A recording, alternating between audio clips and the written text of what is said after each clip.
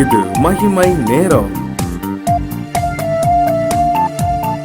கர்த்தரும் இரட்சகருமாகிய இயேசு கிறிஸ்துவின் இடைநேற்று நாமத்தினாலே மகிமை டிவி நேயர்களை நான் வாழ்த்துகிறேன். இந்த நாட்களில் அந்த ஜெபம் எதற்காக ஜெபிக்க வேண்டும் என்று வேதத்திலே சொல்லப்பட்ட வார்த்தைகளை குறித்து நாம் தியானித்து கொண்டிருக்கிறோம். இயேசு கிறிஸ்து தன்னுடைய சீஷர்களுக்கு சொல்லி சென்றார், எதற்காகலாம் ஜெபிக்கணும், நீங்கள் சோதனைக்கு உட்படாதபடி ஜெபிக்கணும், விழித்திருந்து நீங்கள் ஜெபிக்கணும், அப்படி அறுப்புக்கு எஜமான அறுப்புக்கு வேலையாட்களை அனுப்பும்படி ஊழியக்காரர்களுக்காக நீங்கள் ஜெபிக்கணும், சுவிசேஷ வாசலை திறக்கும்படி ஜெபிக்கணும், உங்களை துன்பப்படுத்துகிறவர்களுக்காக ஜெபிக்கணும் என்பதை குறித்து நாம் தியானித்தோம். அவருக்கு விருப்பமான ஜெபம், அவருக்கு உகந்த ஜெபம் என்பதை குறித்து தியானித்தோம். இந்த நேரத்திலே தேசம் ஒரு இக்கட்டான சூழ்நிலையில் இருக்கும் பொழுது நம்முடைய தேசத்திற்காக நாம் எப்படி ஜெபிக்க வேண்டும் என்று அந்த வேதத்திலே கொடுக்கப்பட்ட அந்த ஒரு வசனத்தை குறித்து தியானிக்க கர்த்தர் கொடுத்த கிருபைக்காக கர்த்தரை நான் ஸ்தோத்தரிக்கிறேன். அந்த சாலமோன் தேவாலயத்தை கட்டின பொழுது தேவன் அந்த இடத்திலே வாசமாய் இருந்து அவர்களுக்கு கட்டளை கொடுக்கிறார். இந்த தேசத்திலே பஞ்சமோ அல்லது மழை இல்லாதபடி அடைக்கப்பட்டிருக்கும் பொழுது அல்லது அவர்களுக்கு விரோதமாய் பட்டயங்கள் வரும் பொழுதோ இந்த ஜனங்கள் என்னை நோக்கி ஜெபம் பண்ணா நான் உங்களுடைய விண்ணப்பத்தை கேட்பேன் அப்படின்னு சொல்லி ஆண்டவர் ஒரு வழியை சொல்லி கொடுக்கிறார். நீங்க என்ன செய்யணும், ஒரு பஞ்சம் அல்லது ஒரு கொள்ளை நோய் அல்லது ஒரு எதிரிகள் உங்களை சூழ்ந்து இருக்கும் பொழுது என்ன செய்வது அறியாது இருக்கும் பொழுது இந்த ஆலயத்திற்கு வந்து நீங்க இப்படி செஞ்சா உங்கள் தேசம் நான் ரட்சிப்பையும் சேமத்தையும் நான் கட்டளையிடுவேன் என்று சொல்லியிருக்கிறார். அந்த சாலமோனுடைய நாட்களில் அந்த 2 நாளாகமம் 7ஆம் அதிகாரம் 14ஆம் வசனத்தில் வாசிக்கும் பொழுது அநேக முறை நாம் தியானிக்கிற வசனமாக இருந்தாலும் இந்த நாட்களில் நம்ம அதை புதுப்பித்து கொள்ள கர்த்தர் கிருபை கொடுத்திருக்கிறார். 7:13-14 வாசிக்கிறேன். நான் மழையில்லாதபடிக்கு வானத்தை அடைத்து அல்லது தேசத்தை அழிக்க வெட்டுக்கிளிகளுக்கு கட்டளையிட்டு அல்லது என் ஜனத்திற்குள் கொள்ளை நோயை அனுப்பும் போது என் நாமம் தரிக்கப்பட்ட என் ஜனங்கள் தங்களை தாழ்த்தி ஜபம் பண்ணி என் முகத்தை தேடி தங்கள் பொல்லாத வழிகளை விட்டு திரும்பினால் அப்பொழுது பரலோகத்தில் இருக்கிற நான் கேட்டு அவர்கள் பாவத்தை மன்னித்து அவர்கள் தேசத்துக்கு சேமத்தை கொடுப்பேன் என்று சொல்லியிருக்கிறது. பிரியமானவர்களே, தேசம் ஒரு கொள்ளை நோயோ அல்லது பஞ்சமோ அல்லது மழை இல்லாதபடிக்கு இருக்கும் பொழுது நீங்க என்ன செய்யணும் அப்படின்னா, எனக்கு பலிகளை செலுத்த வேண்டும் அப்படின்னு ஆண்டவர் சொல்லல, நீங்க தாழ்த்தி ஜெபம் பண்ணணும் அப்படின்னு சொல்லிட்டு செஞ்சிருக்காரு. நீங்கள் தாழ்த்தி ஜெபம் பண்ணி உங்கள் பொல்லாத வழிகளை விட்டு திரும்பும் போது நான் உங்களை தேசத்திற்கு சேமத்தை கட்டளையிடுவேன்னு சொல்லியிருக்காரு. அன்றைக்கு மாத்திரமல்ல, இன்றைக்கும் நம்முடைய தேசத்திலே கொள்ளை நோயோ அல்லது யுத்தங்களோ அல்லது பட்டயமோ பஞ்சமோ வரும் பொழுது நாம் தேவனை நோக்கி தாழ்த்தி ஜெபம் பண்ண கர்த்தர் நமக்கு கற்று தந்திருக்கிறார்.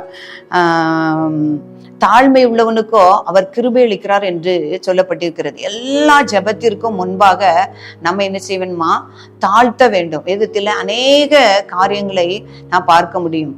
அந்த தாழ்மையின் ஜெபத்தை உடனே கர்த்தர் கேட்கிறவரா இருக்கிறார். மரியாள் சொல்கிறார், தாழ்மையின் அடிமையை நோக்கி பார்த்தார் என்று பார்க்கிறோம். தாழ்மை உள்ளவர்களுக்கோ அவர் கிருபை அளிக்கிறார் என்று நீதிமொழிகள் புஸ்தகத்திலே நாம் பார்க்கிறோம். அந்த ஏசாயா தீர்க்கதரிசியை நாம் பார்க்கும் பொழுது அவர் ஒரு ராஜாவாக இருந்த பொழுதும் அவர் தனக்கு வியாதி வந்த பொழுது அவர் மரணத்தை சந்தித்த உடனே அவர் சுவரை பார்த்து அழுதார் என்று நான் பார்க்கிறோம். தன்னை தாழ்த்தி அந்த அவருடைய அழுகையை கண்டு நான் உன் கண்ணீரை கண்டேன், உன் விண்ணப்பத்தை கேட்டேன் என்று அவருக்கு ஒரு சுகத்தை கொடுத்தார் என்று நான் பார்க்கிறோம். பிரியமானவர்களே, தன்னை தாழ்த்தும் பொழுது தேவனுடைய இரக்கத்தையும் பெற்றுக்கொள்ள முடியும். அவர் நமக்கு செய்திருந்த தீங்கை செய்யாதிருக்கிறதை, அவருடைய மன உருக்கத்தை நாம் அறிந்து கொள்ள முடிகிறது. அந்த நேபுகாத் நேச்சார் என்று ஒரு பிரஜாதியான ராஜாவாக இருந்தாலும் அவர் என்ன செய்தார்னா, தான் கட்டின அந்த பெரிய மாளிகை பார்த்து சொல்றார், இது என்னுடைய மகிமை பிரஸ்தாபத்துக்கென்று நான் கட்டின மகா பாபிலோன் என்று தன்னை உயர்த்தினபடியால் என்ன செய்தார், ஆண்டவர் அவனை அடித்தார் என்று பார்க்கிறோம். அவன் புல்லை போல மிருகங்களைப் போல அவன் புல்லை மேய்ந்தான் என்று அதுல எழுதப்பட்டிருக்கிறது.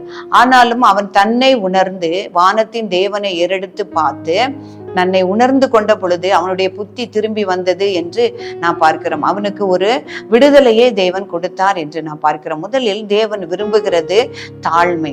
ஒரு இழப்பு அல்லது ஒரு ஆபத்து நம்முடைய தேசத்திற்கு வந்திருக்கும் பொழுது நம்மை தாழ்த்தி ஜெபம் பண்ணும் பொழுது கர்த்தர் நம்முடைய ஜெபத்தை கேட்பார். இயேசு கிறிஸ்து அந்த தாழ்மை குறித்து சொல்லும் பொழுது அந்த பரிசேயன் ஆயக்காரர் ஜெபத்தை நான் பார்க்கிறோம்.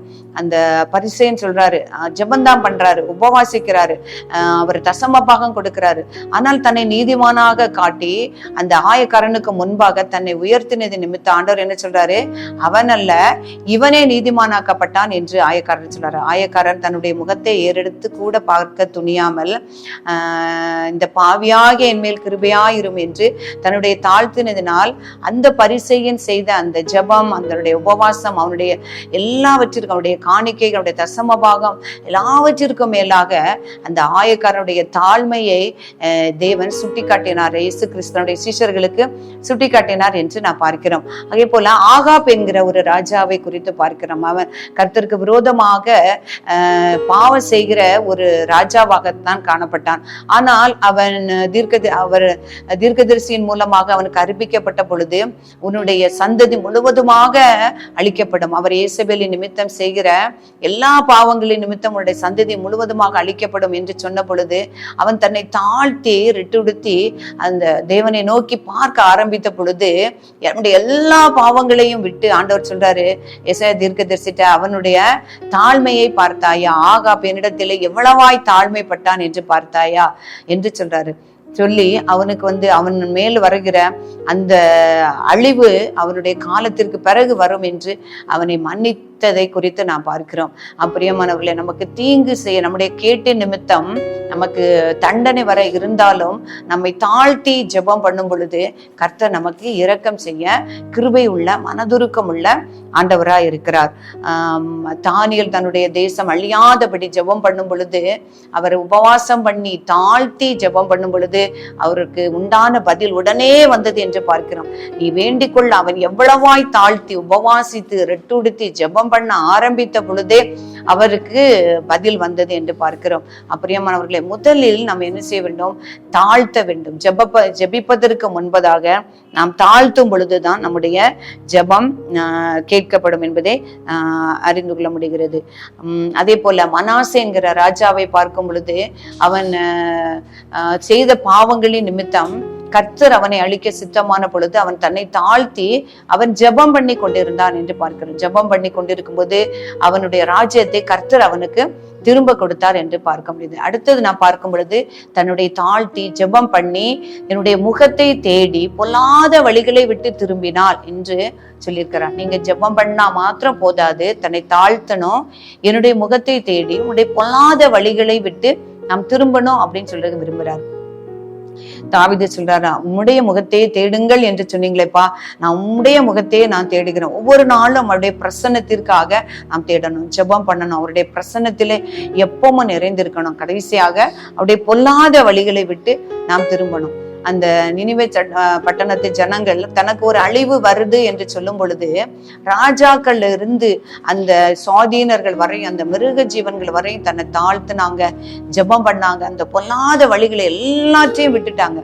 அப்போதான் கர்த்தர் என்ன செய்தாரு? அவர்கள் மேல் வர இருந்த தீங்கை வராதபடிக்கு அவரை காத்தார் என்று பார்க்கிறோம். பிரியமானவர்களே, இந்த நாளிலும் அவருடைய கரத்தில் இருந்து இரக்கங்களை பெற வேண்டும் என்றால் நாம் எப்படி ஜெபிக்க வேண்டும் என்பதை குறித்து தியானி அந்த கிருபையை தேவன் ஒவ்வொருக்கும் தரும்படியாக நான் ஜெபிப்போம். கிருபையும் இரக்கமும் நிறைந்த அன்பின் ஆண்டவரே, பரிசுத்தரே, உம்மை துதிக்கிறோம் அப்பா, உம்மை ஸ்தோத்திரிக்கிறோம் ஆண்டவரே. உம்முடைய பரிசுத்த வேதத்தில் இருந்து உம்முடைய வார்த்தைகளினால் நீர் எங்களுக்கு சொன்ன ஆண்டவரே காரியங்களை எப்படி ஜெபிக்க வேண்டும் என்ற காரியங்களை தியானிக்க கர்த்தர் உதவி செய்தீர். அதற்காக உமக்கு நன்றி செலுத்துகிறோம். எங்கள் தேசத்திற்காக ஆண்டவரை ஜெபிக்க நீர் கற்றுத்தந்தீர். எங்களை தாழ்த்தணும், ஜெபம் பண்ணும், உடைய முகத்தை தேடணும், பொல்லாத வழிகளை விட்டு நீங்கினால் ஆண்டவரை எங்கள் தேசம் ரட்சிக்கப்படும், சமாதானத்தை காணும் ஆண்டவரை, கொள்ளை நோயிலிருந்து காப்பாற்றப்படும் ஆண்டவரே. ஸ்தோத்திரம், வெட்டுக்கிளிகள் வரும் பொழுது காப்பாற்றப்படும் என்று ஆண்டவரை நீர் சொல்லி சென்றிருக்கிறீரே அப்பா. நாங்களும் அப்பா அதேபடி நாங்கள் ஜெபிக்க, எங்களை தாழ்த்த, உடைய முகத்தை தேட ஆண்டவரை, எங்கள் பொல்லாத வழிகளை விட்டு நீங்கி எங்கள் தேசத்திற்கு சேமத்தை நாங்கள் பெற்றுக்கொள்ள எங்கள் ஒவ்வொருவருக்கும் கர்த்தர் நீர் உதவி செய்யும்படியா ஜெபிக்கிறேன் அப்பா. உமக்கே துதி கன மகிமையெல்லாம் செலுத்துகிறோம். இயேசு கிறிஸ்துவின் நாமத்திலே ஜெபிக்கிறேன் பிதாவே.